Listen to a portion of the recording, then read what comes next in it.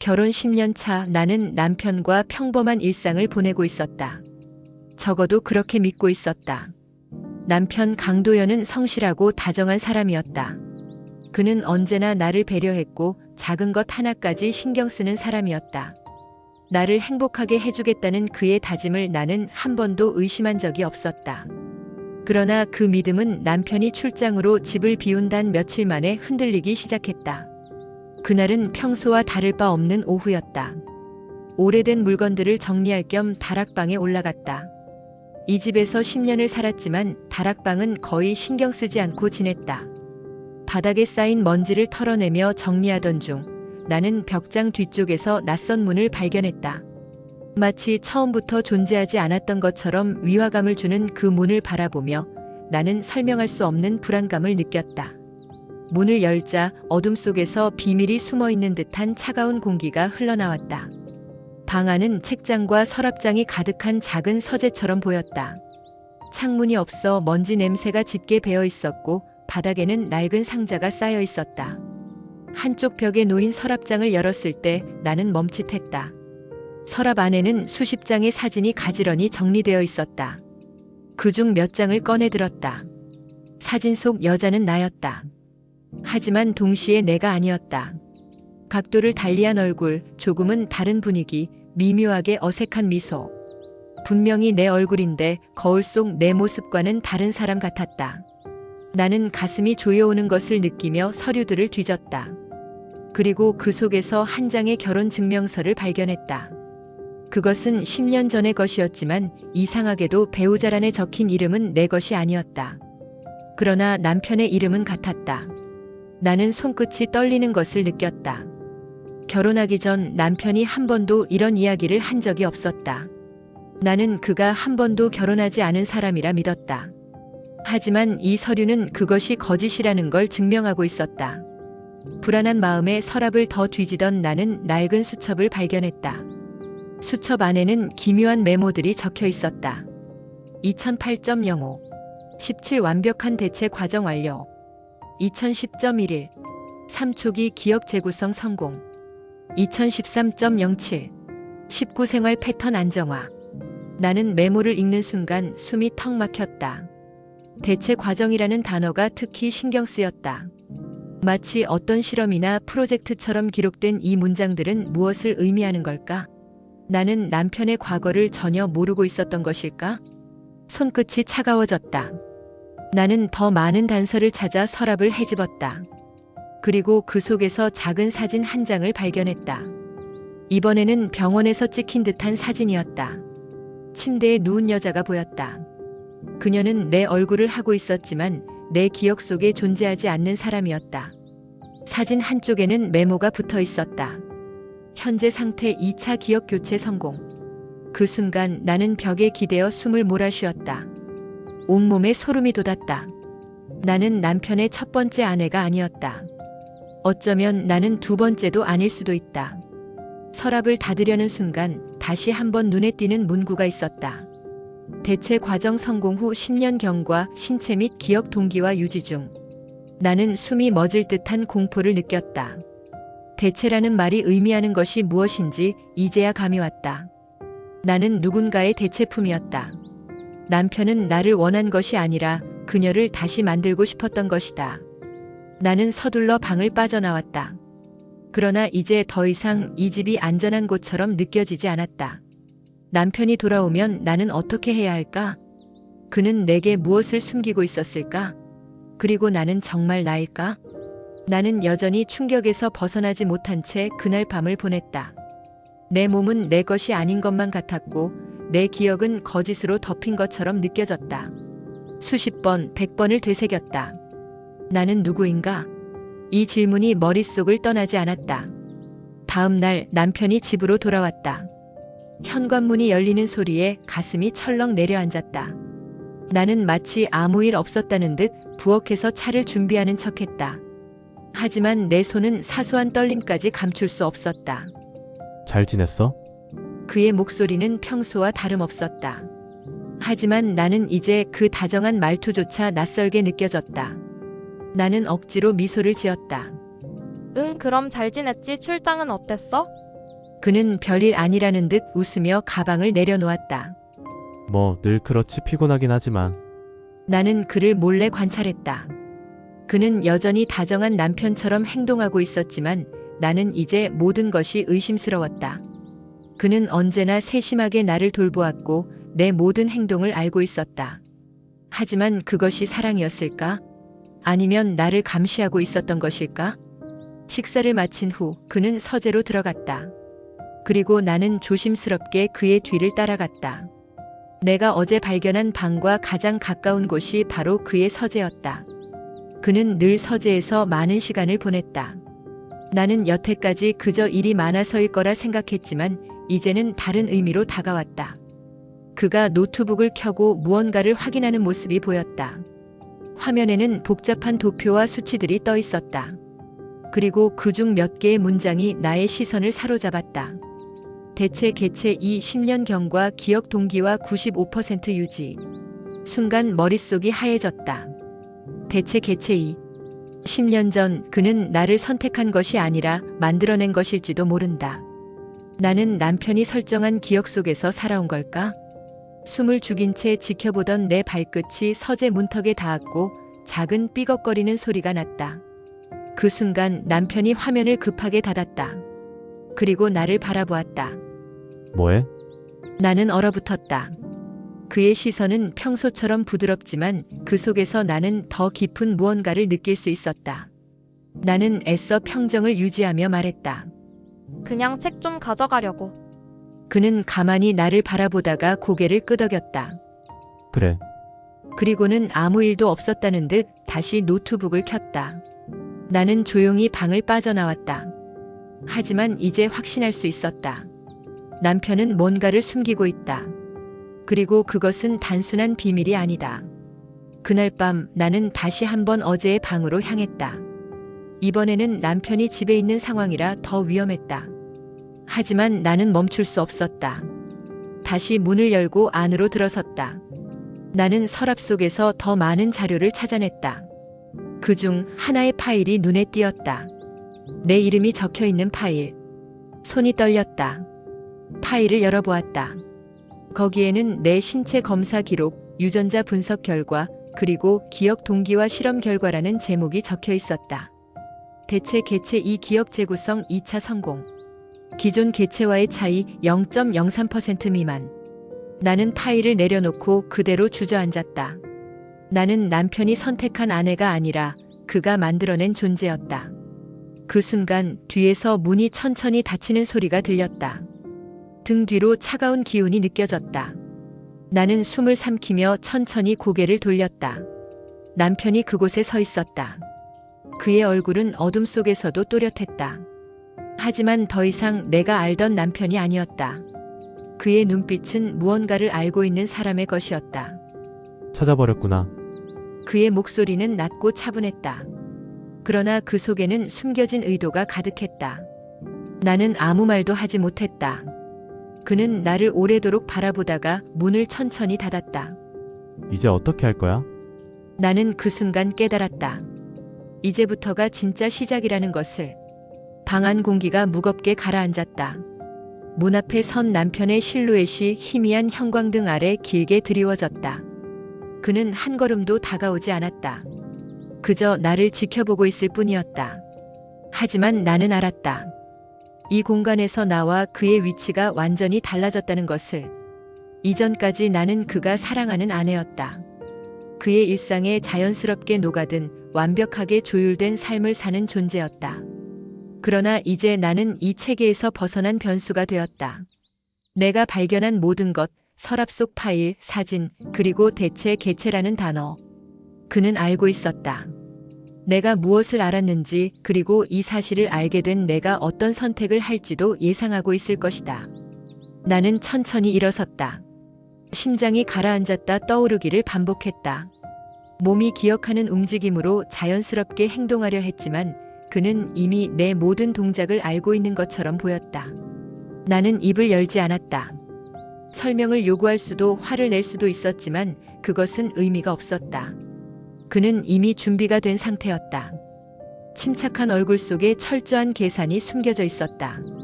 이 공간에서 도망칠 방법을 찾는 것이 우선이었다. 방 안을 둘러보았다. 창문은 잠겨 있다. 문까지의 거리는 멀지 않았지만 그는 그곳을 가로막고 있었다. 벽장과 서랍장은 단단하게 고정되어 있었다. 숨겨진 비밀을 감추기 위해 철저히 설계된 공간이었다. 하지만 완벽한 통제 속에서도 허점은 존재하기 마련이었다. 나는 그것을 찾아야 했다. 남편이 천천히 움직였다. 문을 닫고 손을 천천히 내렸다.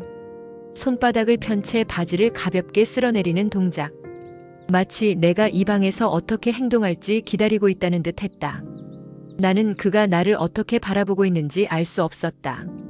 사랑스러운 아내로 보았을까?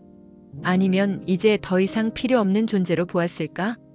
숨을 깊이 들이마셨다. 바닥에 떨어진 파일을 천천히 주웠다. 내 손이 떨리지 않도록 신경을 곤두세웠다. 그의 시선이 파일을 따라 움직였다. 그는 내가 무엇을 하려는지 이미 알고 있었다. 천천히 일어섰다. 그리고 그는 마침내 입을 열었다. 목소리는 낮았고 부드러웠다. 그러나 그 안에는 내가 알 수 없는 무언가가 숨어 있었다.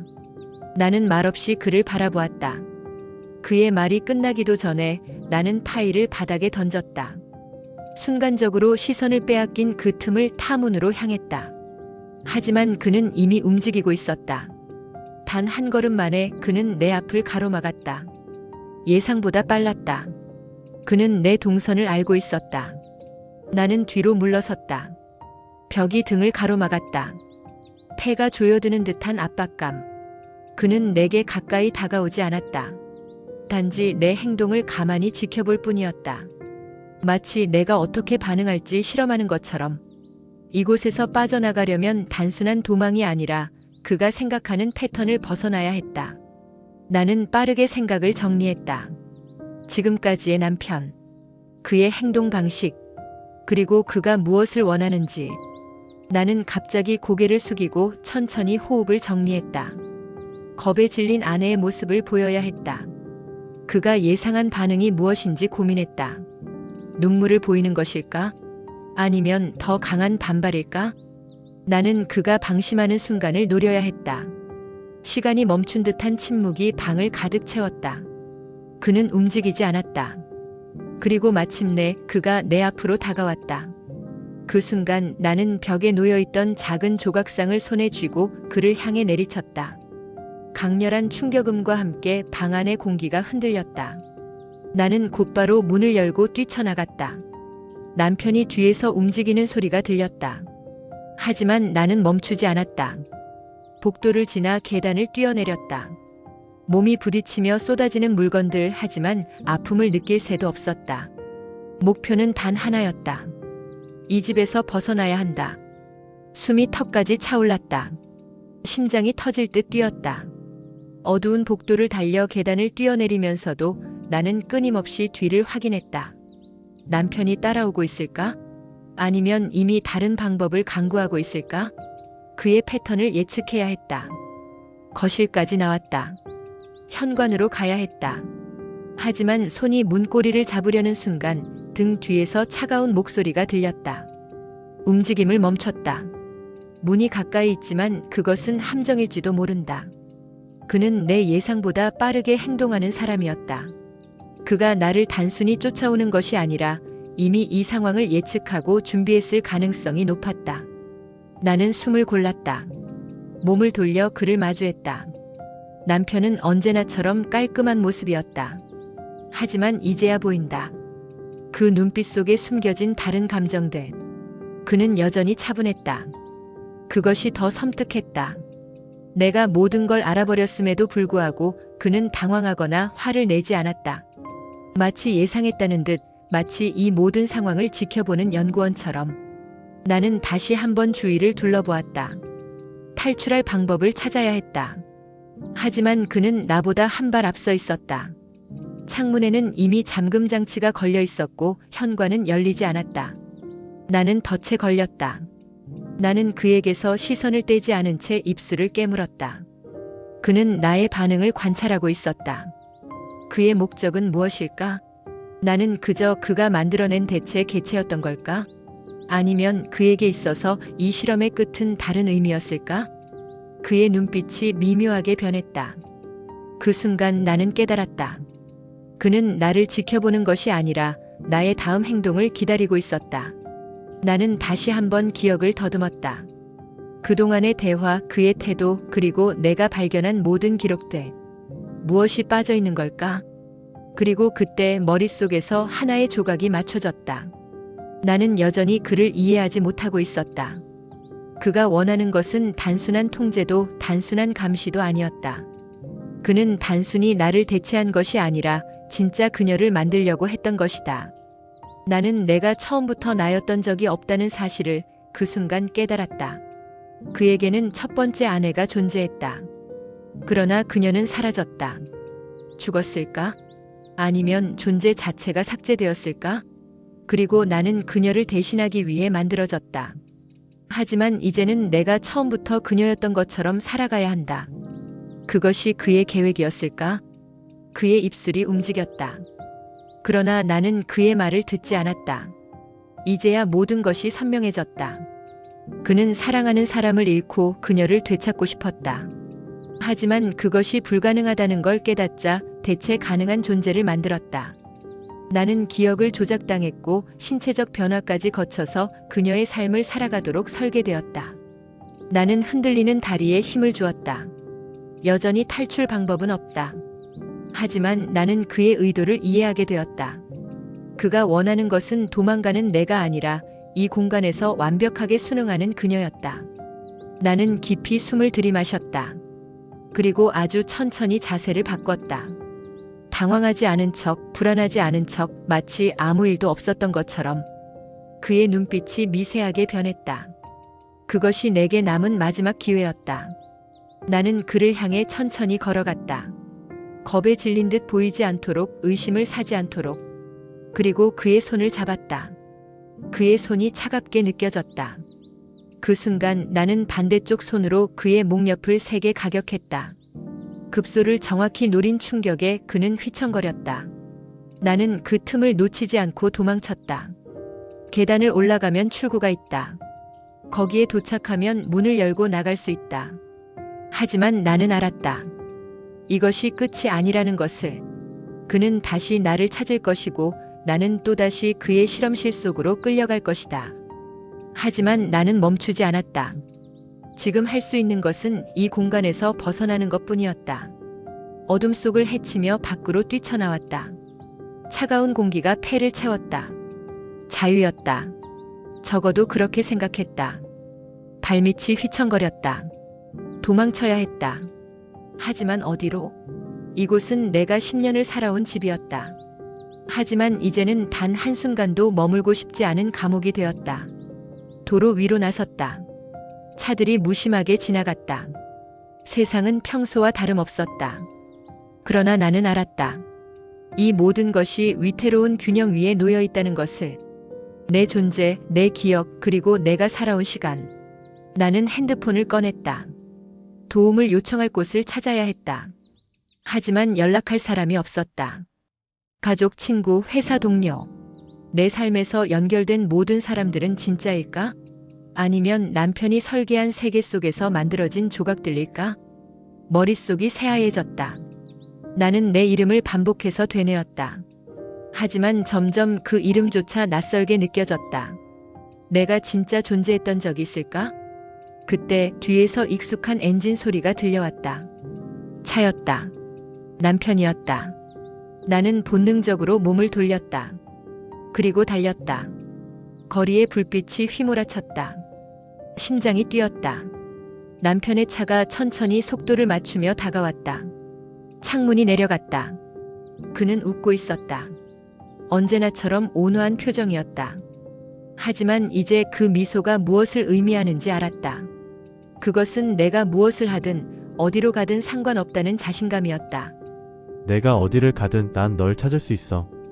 그의 목소리는 흔들림이 없었다. 나는 그의 말이 단순한 협박이 아니라는 걸 알고 있었다. 그는 나를 어디서든 찾을 수 있다. 나는 그의 계획 속에서 만들어진 존재이기 때문이다. 나는 계속 달렸다. 하지만 그 사실을 부정할 수 없었다. 나는 그가 만든 기억과 감정 속에서 살아왔다. 내 인생은 나의 것이 아니었다. 주변의 시선이 느껴졌다. 지나가는 사람들, 거리의 불빛들. 나는 소리치고 싶었다. 도와달라고, 나를 이곳에서 꺼내달라고. 하지만 내 입은 열리지 않았다. 나는 누구인가? 어느새 내 앞에 병원이 보였다. 본능적으로 그곳으로 달려갔다. 그곳은 안전한 곳일까? 아니면 또 다른 감옥일까? 문을 열고 들어섰다. 간호사가 나를 바라보았다. 그녀의 시선은 차가웠다. 마치 나를 알고 있는 것처럼. 도와주세요. 숨을 헐떡이며 말했다. 하지만 그녀는 곧장 내 뒤를 보았다.